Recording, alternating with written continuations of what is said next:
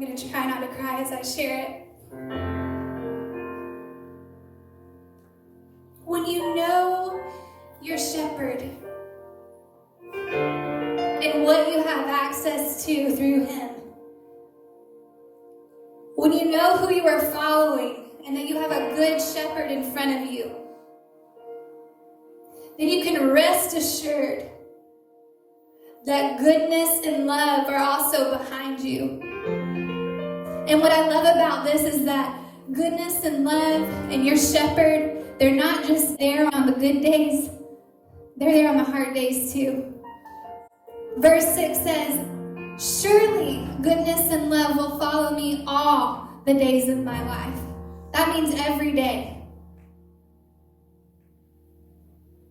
Even on the days when you feel like you can't take another step forward, they're still there.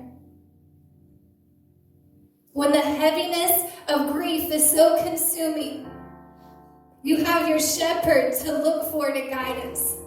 And sometimes we want to run away because we're so frustrated and we're feeling all those emotions of grief that we talked about in Nehemiah. And even when we turn around to run the opposite direction, goodness and love are there to remind us who the shepherd is. He is goodness. He is love. And once we take the time to get to know who he is, then you can quickly learn whose you are. And we can't help but move forward because you are being led by a God who wants to dwell with you forever. And you're so drawn to him because you realize he's so full of goodness. He's so full of love. And I don't know who in this room has ever felt unwanted, unlovable, like nobody would ever want to be with you. You need to know that your shepherd wants you, that he loves you, that he wants a relationship with you, and he has been waiting for you to follow him. It's like Instagram. He wants you to accept his follow request and pursue him. And the reason why is because he wants to lead you on the paths of righteousness so he can guide you and comfort you and protect you. He wants to deliver you from the grief that's taken hold of your life. We weren't created to walk in grief and defeat. We were created to walk in joy and victory.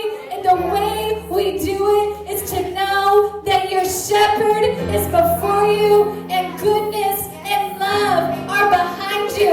And they're every day of your life. In the dark valley, they're there. When you can't take another step further, they're there to remind you that you serve a God of love. Some of you feel like you can't walk at all because grief has crippled you. I've been there. The Lord would say to you today, rise up and walk. The joy of the Lord is your strength. The joy of the Lord is your strength.